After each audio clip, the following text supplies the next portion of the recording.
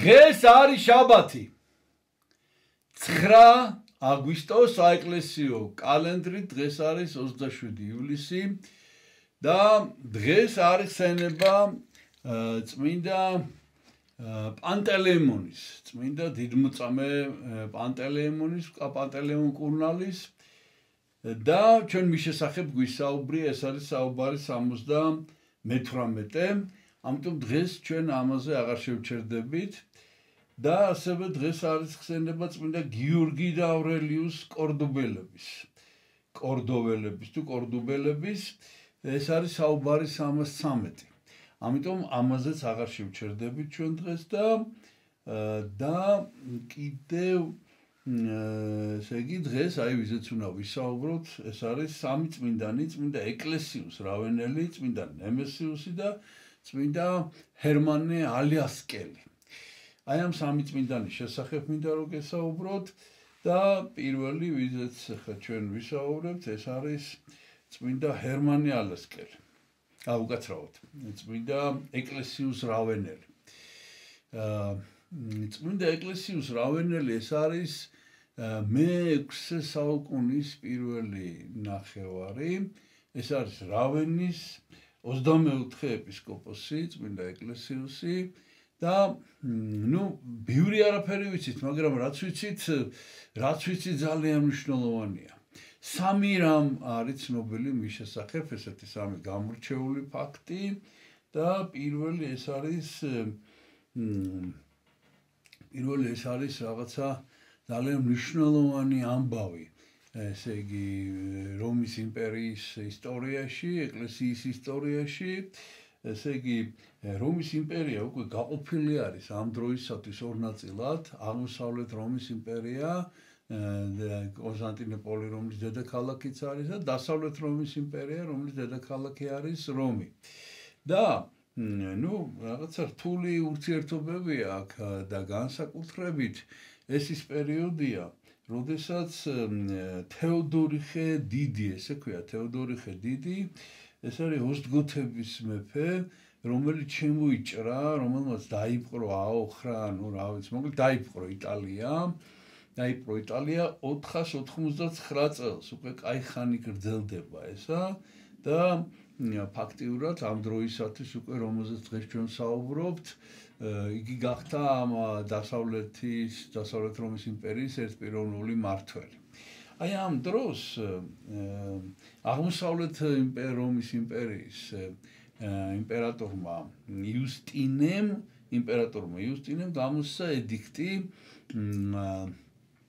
გამოსცა ედიქტი არიანელების დევნის შინაარსით ესე იგი რომ ესე იგი აიგრძალა აღმოსავლეთ რომის იმპერიაში ძალიან მკაცრად აიგრძალა იმიტომ რომ ნუ ამ ჩვენ არიანობაზე ამაზე ჩვენ ბევრი გვისაუბრია ხო და ეს საქმე ის არის რომ ეს ოსტგოთები და ეს თეოდორიხე ქრისტიანები იყვნენ თვითონ როგორც იყვნენ არიანელები და ამას ძალიან მძიმე იყო მისთვის ამ თეოდორიხესთვის ამ იუსტინეს ბრძანება აღმოსავლეთ რომის იმპერატორი და მან გააგზავნა რომის პაპი იოანე პირველი დიდი დელეგაციით იუსტინესთან რომ მას ან გაეუქმებინა ეს ედიქტი ან შეესუსტებინა ეს დევნა და გააგზავნა იოანე პირველი რომელიც წმინდანია წმინდა პაპი რომის წმინდა პაპი და ფაქტიურად მოწამეა უпростоრად აღსარებელი ესე ზუსტად რო ვთქვათ და გააგზავნა დავალებით რომ იუსტინესთან მისულიყო და ესე იგი მისთვის ის დაერწმუნებინა ამაში არ უნდოდა იოანეს ძალიან წასვლა მაგრამ მან აიძულა და გაემგზავრა ეს დიდი დელეგაცია და აი პირველი რაც ვიცით ჩვენ ეკლესიუსის შესახებ რავენის ეპისკოპოსის, უпростоრად მთავარ ეპისკოპოსის, ის იყო აი ამ დელეგაციის წევრი. საქმე ის არის, რომ როდესაც ამ თეოდორიხე დიდმა საბოლოოდ დაიპყრო ეს დასავლეთ რომის იმპერია, მან დედაქალაქად გადააქცია რავენა. რავენაში დაიდო თავისი ტახტი და ამიტომ რავენის მთავარეპისკოპოსი იყო ძალიან მნიშვნელოვანი ფიგურა. ამიტომ რა თქმა უნდა რავენის მთავარეპისკოპოსი ამ დელეგაციაში უნდა ყოფილიყო. ესენი ჩავიდნენ, შეხვდნენ იუსტინეს, მაგრამ საქმე ის არის, რომ თვითონ იოანე მართლმადიდებელი იყო, ანუ ესე იგი ნიკეის და უბრალოდ არიუს გმობდა და რა თქმა უნდა ამ ელჩობამ ვერავითარი შედეგი ვერ გამოიღო და არც გააუქმა და არც კი შეასუსტა საერთოდ ეს დევნა იუსტინემ და ესე იგი ფაქტიურად ესენი ცარიელი ხელებით დაბრუნდნენ და ეს რომ თეოდორიხემ გაიგო იოანე პირველი პირდაპირ ჩასვა ციხეში. ჩასვა ციხეში და რაღაც სასტიკი მოპყრობის ქვეშ იყო და აი ციხეში გარდაიცვალა რომის პაპი იოანე პირველი. ქონია ჩვენ მასზე საუბარი, წმინდა ნაწილიც გვაქვს. მოკლედ ასეთნაირად აღესრულა. ეს დაბრუნდა ეკლესიუსი რავენაში და რომის ახალი პაპი გახდა შემდეგ ფელიქს მეოთხე, რომელიც ასევე წმინდანია და აი შემდეგ მეორე ფაქტი რაც შეეხება ეკლესიუსს არის ის რომ ხა ჩვენ ეკლესიურზე ვსაუბრობთ, ამიტომ ამას აღარ გავაგრძელებ იმ ისტორიის გაგრძელებას. და ეკლესიუსი ძალიან პრინციპული ადამიანი იყო და ამ რავენის არ ვიცი ხა თეოდორიხეს რამე გავლენა ქონდა თუ არა, მაგრამ რავენის ეკლესიაში არ იყო წესრიგი. არ იყო ესე იგი სამღვდელოება და მღვდელმთავრები რაღაცა ძალიან იყვნენ ამ ქონებრივი საკითხებით ძალიან გატაცებულნი და ეკლესიუსმა დაიწყო წესრიგის დამყარება, რისთვისაც მიწები რა ქონება რა და შეზღუდა მოკლედ ესენი რისთვისაც ეს სამღვდელოება აუჯანყდა ეკლესიუსს და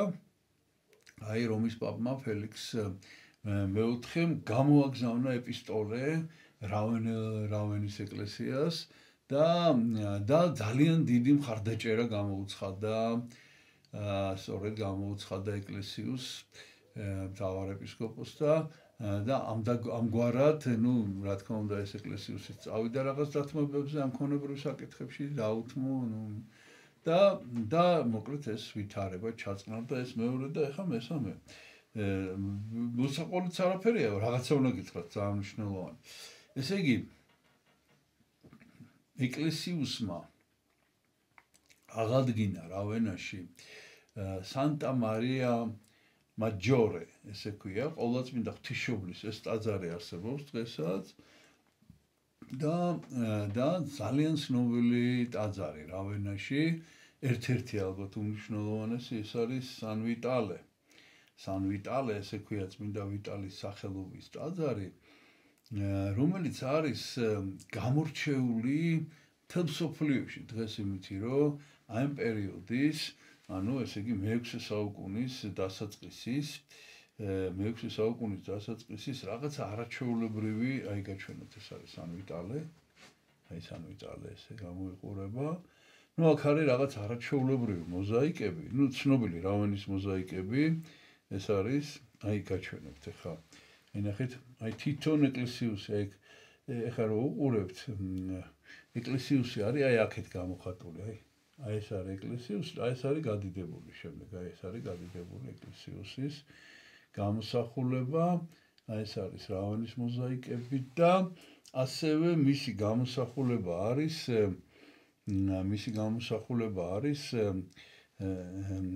სან აპოლინარე ინ კლასე ესე არის კიდე ტაძარი აი იქ არის ეს ეკლესიუსი ესე გამოხატული ამასაც გადიდებულს გაჩვენებთ მის სახეს ესეთი რაღაც გასაოცარი მოზაიკები არის აი ეს არის წმინდა ეკლესიუსი ფაქტიურად შეიძლება ითქვას რომ თანადროული ავთენტური გამოსახულებაა ეს და ბოლოს ესე იგი ეს არის სარკოფაგი ეკლესიუსის აი რავენის გონი ახლა დღეს არის რავენის საეპისკოპოსოში გადატანილი იქ ტაძარში მისი სხეული ისე კი სწორედ ამ სან ვიტალეში იყო და აი გვაქვს კიდევ მისი წმინდა ნაწილი ეს არის ეკლესიუსის წმინდა ნაწილი, რომელიც როცა ხატი რო შეიქმნება, აი ეს. ნუ ცუდად ჩანს, მაგრამ აი ამ სანაწილში. იქ ჩაბრძანდება ეს გამოსახულება, ეს ხაის წმინდა ნაწილი. ნუ აი ეს არის ხა ბევრი არაფერი იყო, მაგრამ ნუ სანვიტალეს აღმაშენებელი, ამიტომ ტაძრის ხელში გამოიხატება კიდევ ერთხელ გაჩვენებთ ეკლესიუსის გადიდებულ გამოსახულებას, აი ეს არის სანვიტალე, ფოტო გაჩვენეთ და ესე უჭირავს ხელში ეს ტაძარი. აი ეს არის ეკლესიუსი. ნუ შემდეგი წმინდანი, ვიზეც ფაქტიურად შეიძლება ითქვას, ანუ აი არაფერი არ არის ცნობილი, ესე იგი ერთადერთი ვარაუდია, ეს არის წმინდანი, ნუ ესეც ვარაუდია, პაგო ლუსუინო, ესე ქვია, აი ამ ადგილიდან არის უ წარმოშობის, ესე არის უბრალოდ კალენდარში არის მოხსენებული, ეს არის წმინდა ნემესიუსი, ეს არის ესეც ვარაუდია, მაგრამ ეს არის ლიზო, ესე ქვია, ქალაქ საფრანგეთში, ეს არის ჩრდილო-დასავლეთ საფრანგეთი, ნორმანდიის რეგიონია და კალვადოსის დეპარტამენტი, რომელიც ოჟის მხარის მთავარი ქალაქი იყო ოდესღაც. და უბრალოდ წერია, რომ აი 27 ივლისს არის ხსენება ნემესიუსის კალენდარში, აი წმინდა ნემესიუსის წმინდა ნაწილი გაგვაჩნია. ეს არის წმინდა ნემესიუსის წმინდა ნაწილი. ასეთი. ნემესიუსი და გადავდივარ შემდეგ წმინდანზე. შემდეგი წმინდანი ეს არის ნუ ერთ-ერთი უდიდესი წმინდანი არის, საერთოდ ეკლესიის ისტორიაში ეს არის პირველი წმინდანი, რომელიც ამერიკაში მოღვაწეობდა და შეირაცხა წმინდანად. ესე იგი ფაქტიურად შეიძლება ითქვას, რომ ამერიკაში ქრისტიანობის გავრცელების სულისჩამდგმელი პირველი გამავრცელებელი ეს არის წმინდა ჰერმანე ალასკელი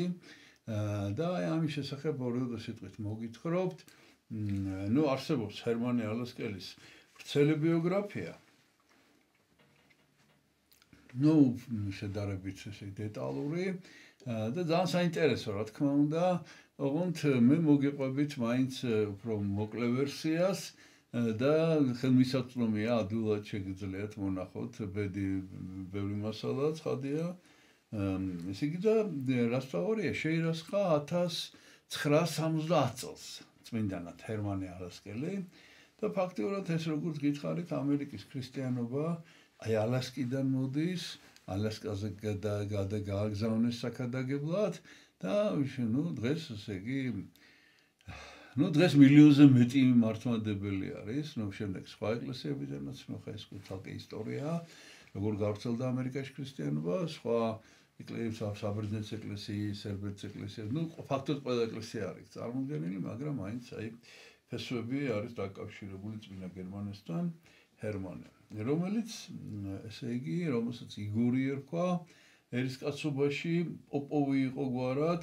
და დაიბადა 1751 წელს, 1751 წელი და ნუ ესეთი წარჩინებული ოჯახის წევრი იყო და მიუხედავად ამისა, რომ მას ჰქონდა ყველა შესაძლებლობა, რომ კარგი საერო კარიერა გააკეთებინა, 16 წლის ასაკში იგი წავიდა მონასტერში, საროვის მონასტერში, სადაც მოღვაწეობდა წმინდა სერაფიმე საროველი. სერაფიმე საროველის თანამედროვე წმინდანია. პირდაპირ კავშირი ესე იგი ესე არ წერია, ეს ახლა ზუსტად ვერ გეტყვით ახლა გონი უკვე იყო სერაფიმე საროველი მაშინ,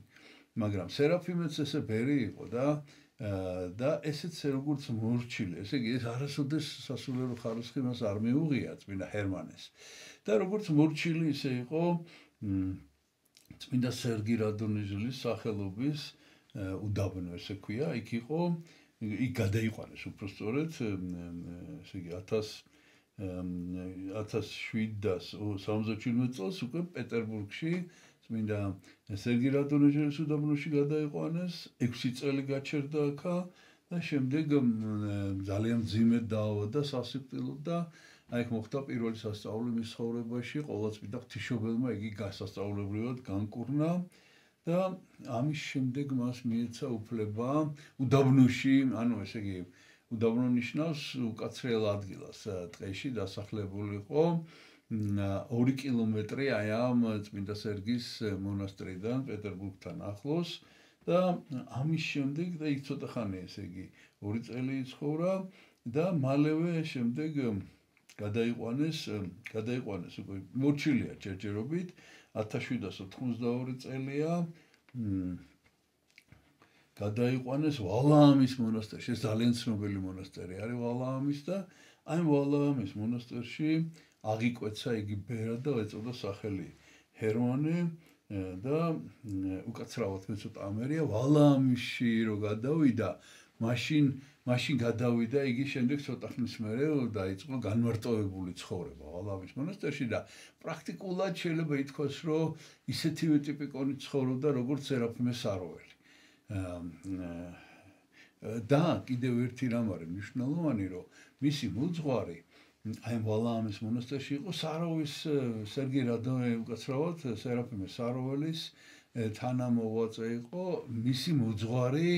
ვალაამში, ამიტომ ვალაამში როგორც სერაფიმე საროველის როგორც ის დაახლოებით ისე მოღვაწეობდა. ნუ ამის შემდეგ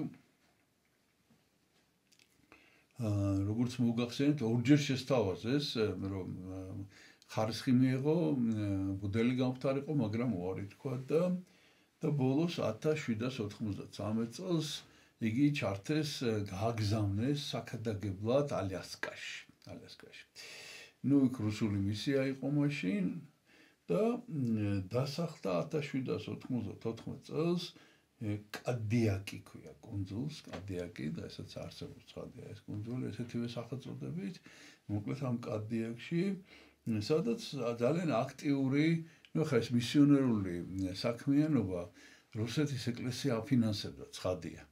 და მან იქ ტაძარი ააშენა კადიაკში სკოლა გახსნა და გახსნა კიდე საცხობი რომ იგი ძალიან ყურადღებიანი იყო ამ კუნძულ კადიაკის მკვიდრი მოსახლეობის მიმართ ესენი არიან ალეუტები აი ამ ალეუტებთან ძალიან მეგობრობდა მათი ენა შეისწავლა და ამ ალეუტებს ძალიან მძიმე ექსპლუატაციას უწევდნენ ისე თვინ სავაჭრო კომპანია იყო რუსულ-ამერიკული და ესენი იყენებდნენ ამათ შრომას და ნუ რაღაცა აი ძალიან მძიმე პირობებში ამუშავებდნენ და ეს ამათ იცავდა და ყველანაირად მოკლედ მხარში ედგა ამ ალეუტებს. ნუ 1807 წელს უკვე გარდაიცვალა ამ რუსული მისიის ხელმძღვანელი და დაინიშნა წმინდა ჰერმონე დაინიშნა მისიის ხელმძღვანელად უკვე ფაქტიურად მას ჩაბარდა მთელი მისიონერული მოღვაწეობა და უკვე 20 ბიჭი ყავდა სკოლაში რომელსაც თვითონ ასწავლიდა კითხვას ასწავლიდა საღვთო წერილს საღვთო ჯულს ეკლესიის ისტორიას და კიდევ გალობას, საეკლესიო გალობას, ფაქტიურად ეს იყო აი მთელი ამ საგანმანათლებლო მოძრაობის სულის ჩამდგმელი. ასევე მიწათმოქმედებას ასწავლიდა, რომ თავი შეენახათ ამათ და შემდეგ უკვე ცოტა მოგვიანებით 1811-1817 წლები არის, რომ იგი ისევ განმარტოვდა, გადასახლდა ესე იგი ამ კადიაკიდან კიდევ სხვა კუნძულზე, რომელსაც მაშინ ეწოდებოდა რუსულად ილოვი, ანუ ნაძვოვანი, ნაძვების კუნძული, რომელსაც დღეს ქვია სპროს. ინგლისურად არის Spruce Island. Spruce Island, აი გადასულდა და დაარსა, აი ხა გაჩვენებთ, აი ეს არის ფოტო Spruce Island-ში, პატარა ტაძრის, რომელიც მან მერე მოგვიანებით ააშენა და დაარქვა ახალი ვალაამი. იმიტომ რომ ეს ხო ვალაამიდან იყო. ნუ აქ ბევრი იშრომა კიდევ ამ Spruce Island-ზე და ბევრი იშრომა, ესე იგი ჯერ იყო და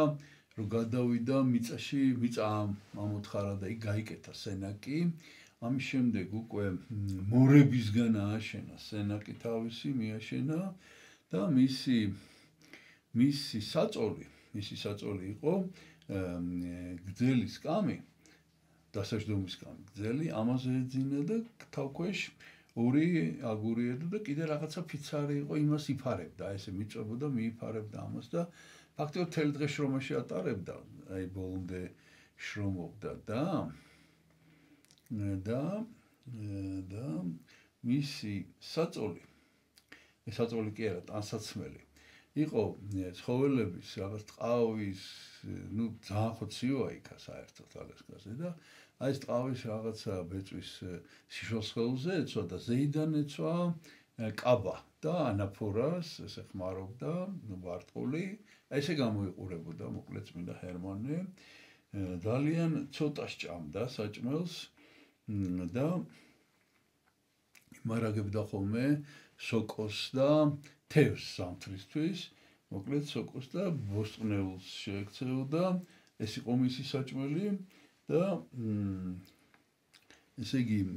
ღვთისმსახურებას, აი ლოცვას, სამონასტრო ლოცვას და ბოსტანში მუშაობას ერთმანეთს უთასებდა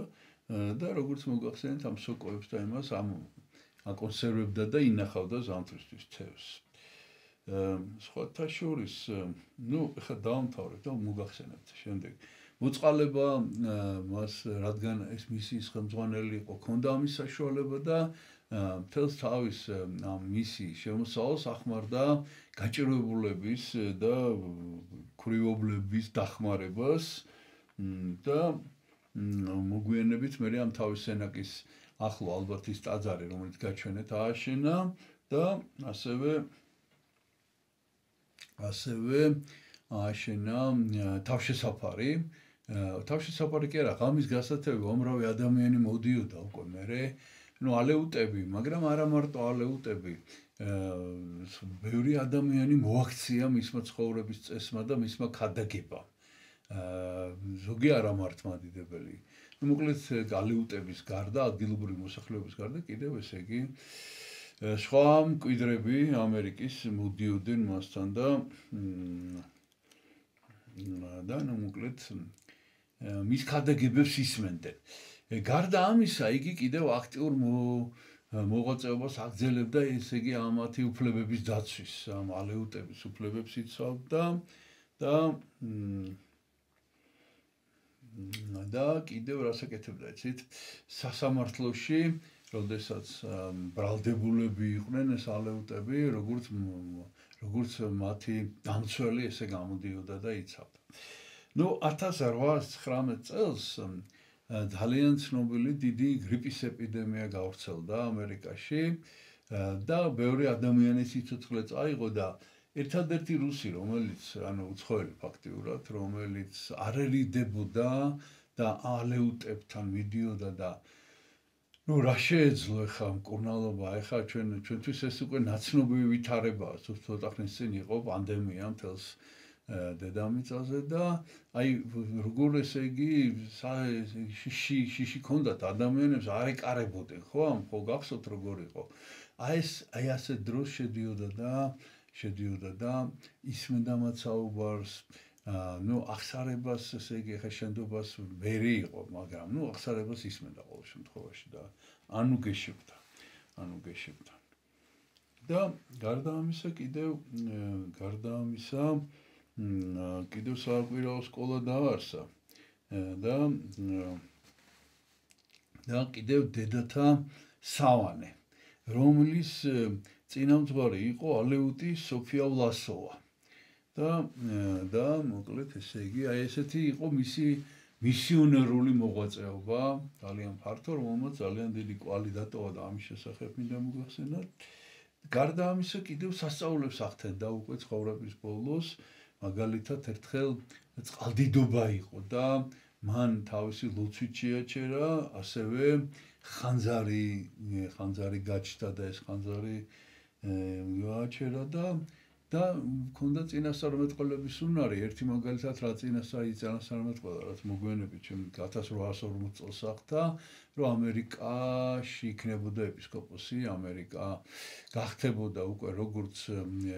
ნაწილი ჯერ ეკლესიის, მაგრამ შემდეგ საეპისკოპოსო დაარსდა და პირველი ეპისკოპოსი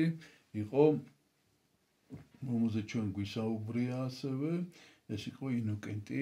ვენიამინოვი, წმინდანი ასევე და ეს ესე იგი მისი წინასწარმეტყველება იყო, რომ ეს მოხდებოდა.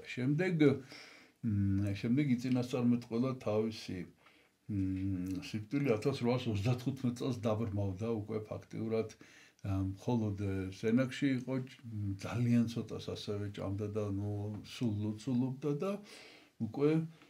წინასწარმეტყველა თავის ზუსტად უთხრა თავის სულიერში, რომ მისი გარდაცვალების დღე როდის იქნებოდა და შემდეგ როგორ დაასაფლავებდნენ მას, ესე წინასწარ მოუყვა და მართლაც იქ არის დასაფლავებული, ეს არის აი ამ ნაძვოვანში თუ მოკლედ Spruce Island არის და როდესაც იგი გარდაიცვალა, აი ამ კუნძულს დაადგა ნათლის სვეტი და ეს ყველამ დაინახა. და 1868 წელს დაიბეჭდა მისი ცხოვრება პირველად, მონათხრობი, ვინც იცნობდა იმათი მიხედვით და როგორც მოგახსენეთ, შეირაცხა 1970 წელს შეირაცხა წმინდანად. ესე იგი, ერთადერთი რაც შემიძლია გაჩვენოთ მისი წმინდა ნაწილი ჩვენ არა გვაქვს, ისე არსებობს და მოკლედ რაღაცა იმედია, რომ მოგზანდება ჩვენთან. ჩვენ გვაქვს მისი საფლავის მიწა. აი ეს ესე გამოიყურება ახლა ეს მიწაა და გვაქვს კიდევ აი რა შეიძლება რომ მოგიყვეთ, ესე იგი, ეს არის სანაწილე, აი ესე გამოიყურება, აი ესეთი სანაწილეა, რომელიც მე გადმომცა, აქ არის შიგნით კუბოს ნაწილი. აი ეს იხსნება, პატარა ქისაა და ამ ქისაში არის, ეს არის მისი გამოსახულება წმინდა ჰერმანესი. კუბოს ნაწილი არის, რომელიც მე გადმომცა, ეხლა არის გერასიმე ქვია, მეუფე გერასიმე, ელია გვარად, მეუფე გერასიმე და ეს მეუფე გერასიმე დიდი ხანია ჩვენ ვიცნობთ, მე მისაუბრია კიდევაც მასზე და სხვათა შორის კონფერენციაზე იყო ჩამოსული, რომელიც ჩვენს არხზეც არის გამოქვეყნებული წმინდანთა შერაცხასთან დაკავშირებით და აი ეს მეუფე გერასიმეს ვიცნობ ძალიან დიდი ხანია და ეს იყო სერაფიმე როუზის მოწაფე. აი სერაფიმე როუზის სახელთან არის დაკავშირებული ფაქტიურად განახლება ჰერმანე ალასკელის გახსენება და განახლება მისი მოღვაწეობის, ეს უკვე ჩრდილოეთ კალიფორნიაში პლატინა არის ესეთი ადგილი, იქ დაარსდა ორმა ბერმა, სერაფიმე როუზმა და ჰერმანე პოდმოშენსკიმ დაარსეს სავანე, რომელსაც უწოდეს წმინდა ჰერმანე ალასკელის სახელობის. წმინდა ჰერმანე ალასკელის სახელობის მონასტერი არის, დღესაც არსებობს, სადაც არის სერაფიმე როუზის საფლავი და აი უნდა გაჩვენოთ კიდევ ხატი. აი როგორ გითხრათ, ალბათ ერთ-ერთი ხატი, რომელიც შეიქმნა ამ სწორედ ჰერმანე პოდმოშენსკიმ დახატა თავის დროზე, ჯერ კიდევ ერისკაცობაში, ანუ გვიან შექმნილი გამოსახულება, რომელსაც რეალობასთან პირდაპირ კავშირი არ აქვს, არ ვიცით როგორ გამოიყურებოდა უშუალოდ, მაგრამ მაინც აი ყველაზე მეტად ეს არის, ნახეთ, აი ეს ნაძვის ფიჭი, არ ვიცი რა არის ეს ნაძვი. ხოდა იმ ხით არის გაკეთებული, აი როგორი გამოსახულებაა, ნახეთ. ეს არის ფაქტიურად ყველაზე მეტად, ალბათ უფრო ყველაზე მეტად ავთენტური, იმიტომ რომ ეს ადამიანები ცხოვრობენ იქ, დედათა მონასტერშია ეს ხატი გაკეთებული, ეს ადამიანები ცხოვრობენ იქა და მათი არის უშუალოდ ესა და რაღაც გარკვეული ტიპი მისი გამოსახულების ცნობადი ესე რომ ვთქვა შეიქმნა კონფიგურაცია ესე აი ეს რაც გაჩვენეთ ახლა და აი ესეთი ესე გვაქვს გამოსახულება წმინდა ჰერმანე ალასკელის. ფაქტიურად ჩვენ ამითი დღეს ვამთავრებთ და კიდევ ერთხელ მინდა გითხრათ რომ დღეს არის 9 აგვისტოს საეკლესიარო კალენდრი და საეკლესიო კალენდრი ეს არის 27 ივნისი წმინდა მკურნალი პანტელეიმონი რომელზეც ადრე გვესაუბრია წმინდა გიორგი და ავრელიუს კორდობელები ამაზეც გვისაუბრია და დღეს ვისაუბრეთ ჩვენ წმინდა ეკლესიუს რაველზე ვისაუბრეთ ვახსენეთ წმინდა ნემესიუსი რომლის შესახებ ფაქტიურად არაფერი ვიცით და ვისაუბრეთ ნახეთ არაფერი ვიცით მაგრამ ვიცით რომ წმინდანი იყო და წმინდა ნაწილი გვაქვს და რა ვიცი აი ამ დიდთანა ვარსკვლავეთში ესეც ერთ-ერთი ვარსკვლავი ის წმინდა ნაწილი ჩვენთან ინახება და ბოლოს ვისაუბრეთ წმინდა ჰერმანე ალასკელის შესახებ წმინდა ჰერმანე ალასკელის შესახებ და შეგვიწიოს ამ წმინდანების მადლი ღმერთმა დაგლოცოთ ჩვენთან არს ღმერთი